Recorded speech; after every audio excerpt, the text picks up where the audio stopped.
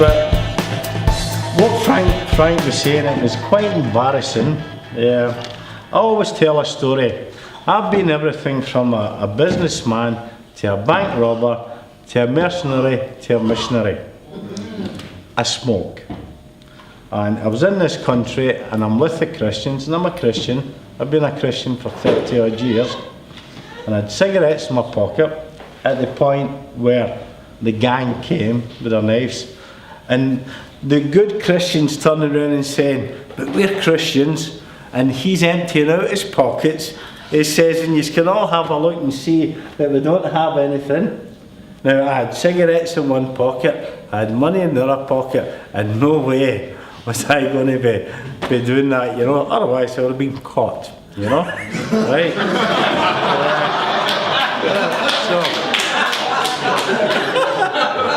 Anyway, so I've got to say, I gave up smoking for 8 years after that. It was hard. But when I met Frank, he would see me in the boiler room, you know. The reason that I joined OM was I was a businessman, I was successful, you know. But I get involved in we'll call it greed or corruption or whatever, you know. And at the end of the day, I was a thief. That's the bottom line to it.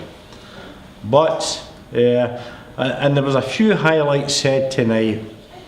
When I first get saved, I also went through that 9-month experience of bliss. It was fantastic. And please believe me, if it wasn't for that 9 months experience, even this very day, I would be uncertain to my own personal salvation. But because I had that 9 months experience, it wasn't me, it was God. That's kept me for the last 30 odd years there, you know. I forget what I was going to say, but so, yeah. I was successful in business. I was a Royal Marine Commando. I get saved, and like anything, God blesses you. And therefore, the first blessing that I got was my wife. Okay? Then I fell foul of reality, or the real world. Because then I'm saying, I'm married, I then have to work harder, which I did do. So I didn't attend the midweek meeting or whatever. And then number 1 child came, so you work harder. Number 2 child comes, you work harder. You're forgetting that God is blessing you all the time. And as He's blessing you, you're saying, thank you, but I need to work for the monetary side of that. So much so, we became successful, but therefore it came a point in time where, even as a believer, what does it profit a man if he has everything and loses his own soul? And the day I met my wife, she'd been accepted as a missionary to go abroad, but she married me instead, and she always hungered for that. So at the end of the day, we just walked away from the business to go into the mission field. But I did that for one reason, because I was weak.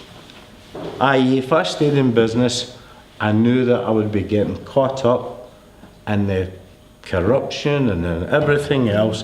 So I says, well, let's just walk away from that. And that's how our life has been. But I told Frank a secret 26 years ago. And it's coming back to roost, you know.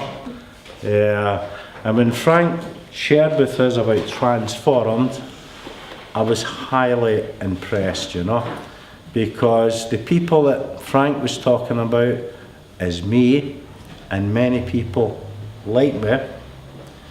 But I'm sad to say we've forgotten that, even up in Glasgow, you know, and it warmed my heart there, you know. And I think the good thing here is we always know someone that knows someone that knows someone. And I'm happy tonight to say that Arnold built my giving, and I'll pass him over.